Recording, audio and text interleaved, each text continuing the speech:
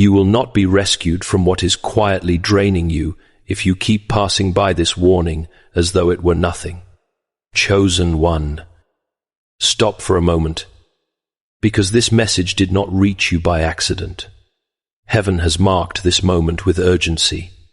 There is something in your life that appeared as help, sounded reasonable, and entered your world carrying the language of relief. Yet your spirit has never fully rested around it.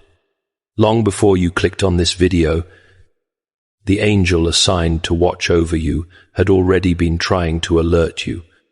The warning came through unease, through strange heaviness, through moments when your peace felt thinner than before, through a quiet resistance you could not explain. But distraction kept covering what your soul was trying to recognize. Now, the silence is broken. God says this is the moment to pay attention. Something you accepted as harmless may have been interfering with more than your emotions. It may have been touching your clarity, weakening your discernment, and dimming the sensitivity that once helped you recognize the voice of God with greater sharpness. That is why certain shifts have felt so difficult to name. Your body kept moving, but your inner life felt unsettled. Your days continued, but your spiritual focus seemed harder to hold. Your angel has not been standing near you in silence because you were forgotten. The warning became stronger because your assignment matters. And what affects your spirit cannot be treated as small. Chosen one. This is not a message of panic. It is a message of rescue. Heaven is interrupting your routine because it does not want you to keep mistaking delay for healing or numbness for peace. If you ignore this again, you may miss the instructions God has been preparing for your next step. So before we go any further, comment 777 and declare, I will not ignore God's warning. Like this video, subscribe to this channel, and share it with someone who needs discernment right now. And tell me this, chosen one, have you felt lately that something in your life looked helpful on the outside, yet left your spirit more distant on the inside? What if the real danger was never only what touched your body, but what slowly touched your spirit without your full awareness? Some things enter a person's life promising relief, promising balance, promising restoration. Yet behind that appearance, something deeper begins to shift. This is why you have felt changes that were hard to explain with simple words. Your energy has not felt the same. Your thoughts have not always felt clear. Your peace has been harder to hold. Even your sense of spiritual alertness has seemed weaker at certain moments, as though something subtle has been trying to place a veil between your soul and the sharpness it once carried. That is not a small matter. When discernment begins to dull, confusion finds more room to grow. When inner clarity weakens, delay becomes easier, fear becomes louder, and the voice of God can feel farther away even when he has not moved at all. This is why the warning is serious. It is not because heaven wants to frighten you. It is because heaven sees what you cannot fully see yet. There are times when a person thinks they are simply tired, simply overwhelmed, simply going through a rough season, while in reality, something deeper is pressing against the temple of their inner life. That is why the unrest has been returning. That is why certain dreams have felt strange. That is why some days have carried a heaviness that made no sense. The world may call it ordinary, but your spirit has been trying to tell you that something is off. God says you must not dismiss that inner signal again.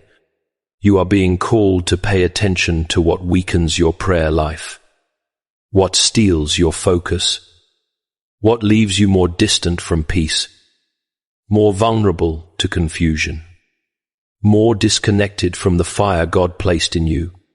Because not everything that calms a struggle restores the soul.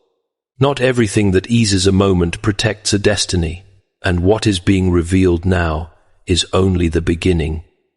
Because the next part will show why heaven has been trying to get your attention for much longer than you realized. What is happening to you is more serious than you first thought. Because this was never just about discomfort, tiredness, or a passing sense that something felt off. This warning has been building for longer than you realize. It did not begin when this message appeared before your eyes.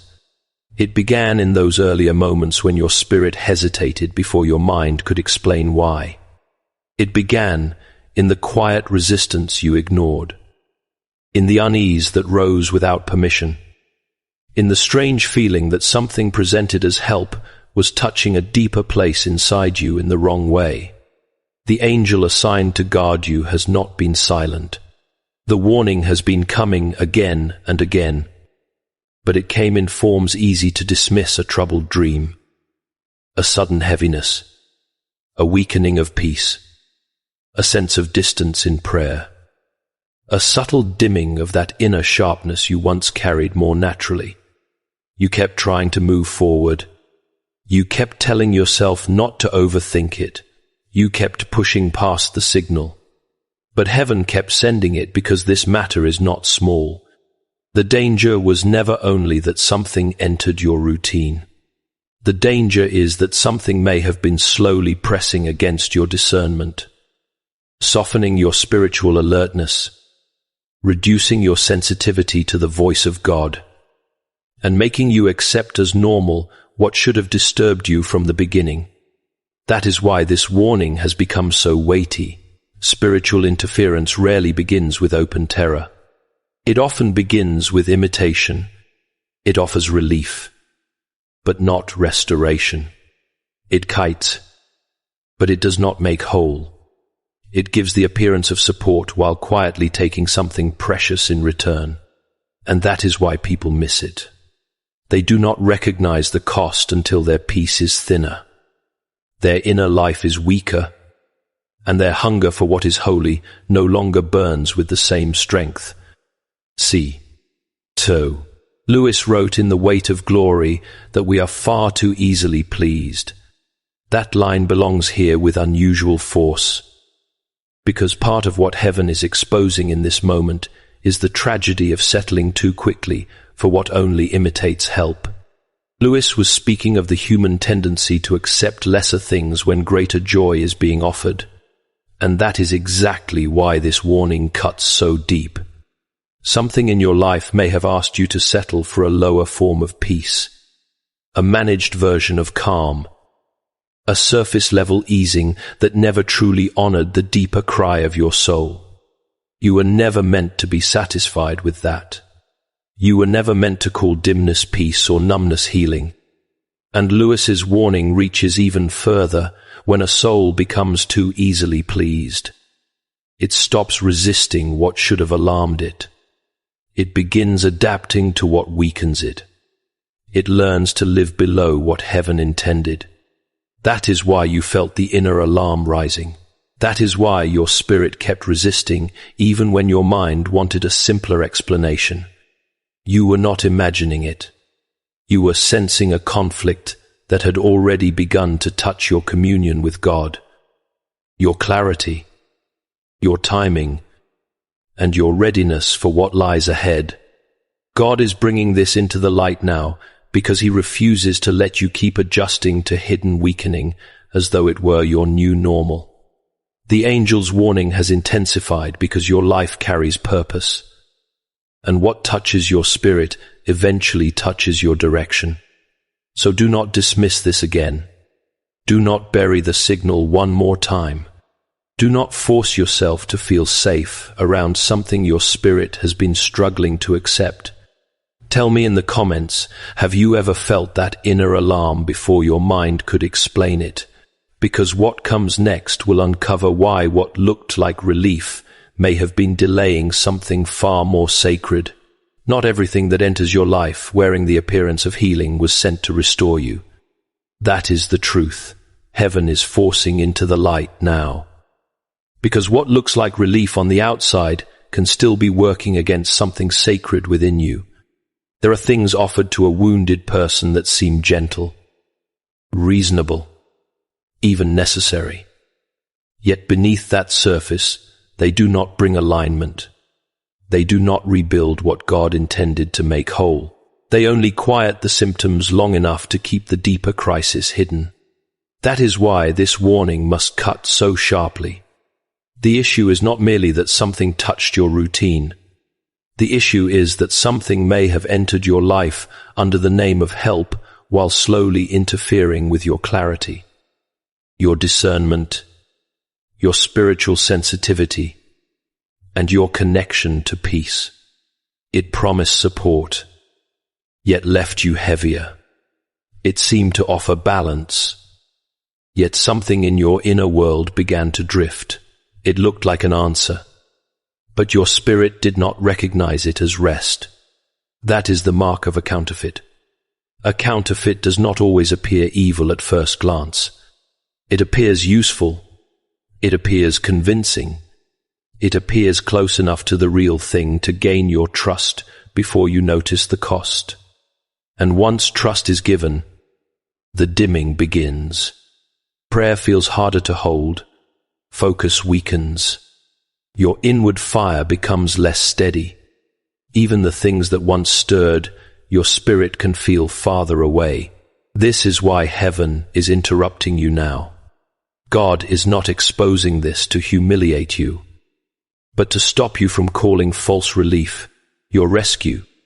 Some substitutes calm without restoring, silence without healing, suppress without setting free. They make a person feel managed, but not made whole. They create dependence without peace. They reduce the outward struggle for a moment while quietly pressing against the place where truth is meant to stay alive.